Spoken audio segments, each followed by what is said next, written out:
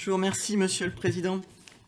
Donc cet amendement vise à garantir l'interdiction de l'utilisation de la reconnaissance faciale des mineurs dans les outils de contrôle parental.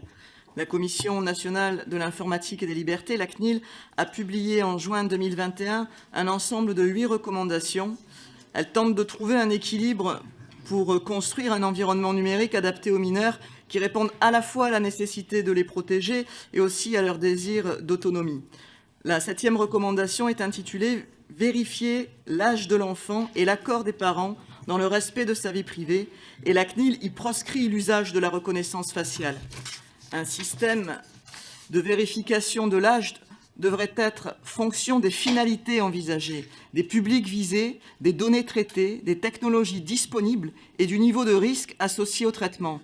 Ainsi, un dispositif fondé sur un système de reconnaissance faciale devrait être jugé disproportionné. Elle propose des alternatives comme par exemple des systèmes de vérification de l'âge fondés sur l'intervention d'un tiers de confiance assurant un contrôle préalable de l'identité et de la qualité, l'attribution de l'autorité parentale, par exemple, des personnes concernées. Voilà, donc il y a des solutions alternatives et je crois qu'il faut avoir un petit warning collectif sur cette technologie de la reconnaissance faciale et de ce qu'elle implique. Vous avez proposé tout à l'heure, vous m'avez tendu une perche pour travailler ensemble. Donc voilà, je le dis là maintenant, je saisis la main tendue et voilà, et j'espère que ce sera effectif. Voilà, je serai très vigilante à ce que ça se concrétise. Mais je vous remercie de la proposition. Madame Ressigui, effectivement, c'est une grande question que cette reconnaissance faciale, qui est d'ailleurs parfois utilisée pour la mise en route de l'appareil, pour l'identification de l'utilisateur. Et donc, je pense en tous les cas, il faut, s'agissant du contrôle parental, encadrer et très clairement dire les choses. Et c'est pour ça que je vous proposerai pour la séance de rédiger un amendement qui dira que, avant la prise du décret en Conseil d'État, la CNIL sera consultée pour la rédaction de ce décret. Donc, je vous donnerai un retrait pour la séance. Avant de le retirer pour la séance, j'attendrai de voir l'amendement commun, voilà, que nous... C'est prudent. Voilà. C'est Lénine. La confiance n'exclut pas le contrôle. Voilà. Mais je ne doute pas de votre parole parce que pour l'instant, elle a toujours été respectée. Il est rejeté.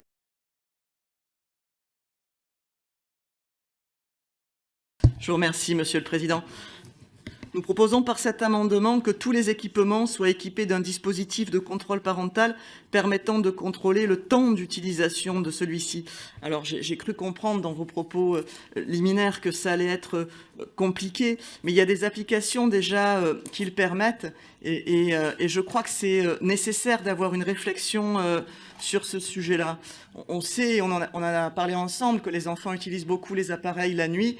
Il y a des applications déjà, donc ce n'est pas quelque chose qui tombe comme ça du ciel, qui permettent de bloquer l'utilisation d'un appareil la nuit, de telle heure à telle heure, ou après tant de temps d'utilisation. Voilà. Et vu les ravages que ça cause, alors c'est compliqué, mais il y a des choses qui sont compliquées, et c'est par l'acharnement aussi parfois des choses toutes bêtes, comme par exemple l'utilisation des cookies, quand on vous dit est-ce que vous pouvez accepter, vous pouvez refuser. Ça paraît tout bête maintenant, mais il y a eu des années de combats, d'associations et de gens pour que ça devienne une réalité. Voilà. Et c'est le sens de notre amendement. Là, c'est d'ouvrir. Vous avez ouvert une porte avec votre proposition de loi. Eh bien, allons plus loin. Avançons. Sans qu'on ait besoin de l'inscrire dans le texte, qui fragiliserait le texte. C'est pour ça que je me permets de donner un avis défavorable, parce que j'ai bien compris que vous y teniez. Je le comprends, encore une fois. Je le respecte, je le comprends. Voilà, je pense qu'il ne faut pas aller sur ce terrain-là, juridiquement. Juste quand même une précision, je suis tout à fait en phase avec vous et avec d'autres collègues ici quand on dit ce n'est pas évidemment aux plateformes ni à ceux qui fabriquent les appareils et les équipements d'éduquer les enfants à la place des parents. Ce n'est pas l'objet de l'amendement. L'objet de l'amendement, c'est de permettre aux parents, eux, de se saisir d'une possibilité de bloquer à partir d'un certain temps d'utilisation ou par des plages horaires, donc la nuit, l'utilisation de l'équipement. Juste une précision. Voilà, je vous remercie. Il est rejeté.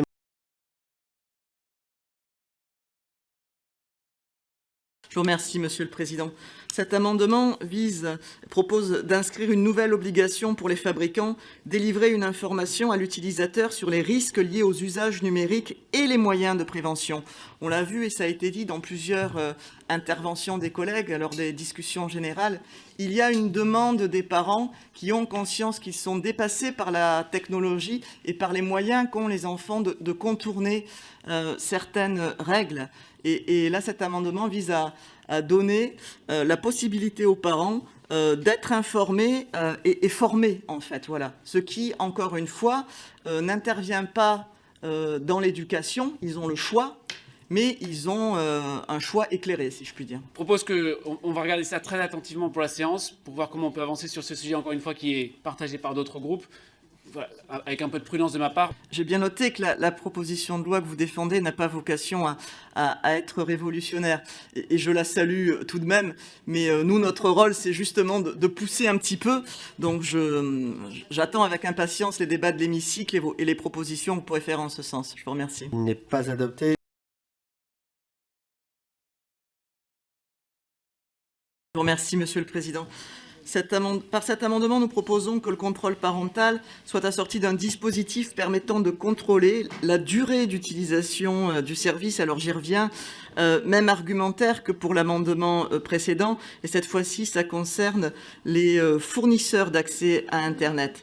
L'article 6 de la loi 2004-575 du 21 juin 2004 pour la confiance dans l'économie numérique prévoit déjà que les fournisseurs d'accès à Internet offre la possibilité de restreindre l'accès à certains services ou de les sélectionner.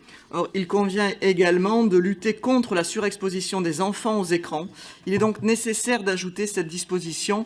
Les parents, tout comme leurs enfants, pourront ainsi mesurer le temps passé sur écran et le limiter si nécessaire. Je vous remercie. Juridiquement, ça serait trop fragile, donc défavorable. Non, je crois qu'il faut un peu d'audace et puis je fais confiance à la qualité des juristes qui vous entourent pour contourner ça et pour s'assurer que ce soit viable juridiquement. Il n'est pas adopté.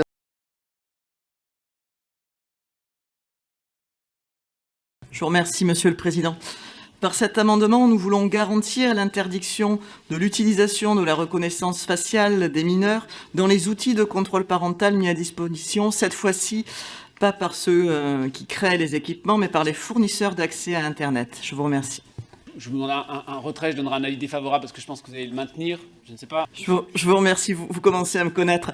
Mais je garde votre proposition en tête et j'espère que nous aboutirons, mais je le garde pour une mémoire des débats. Il est rejeté.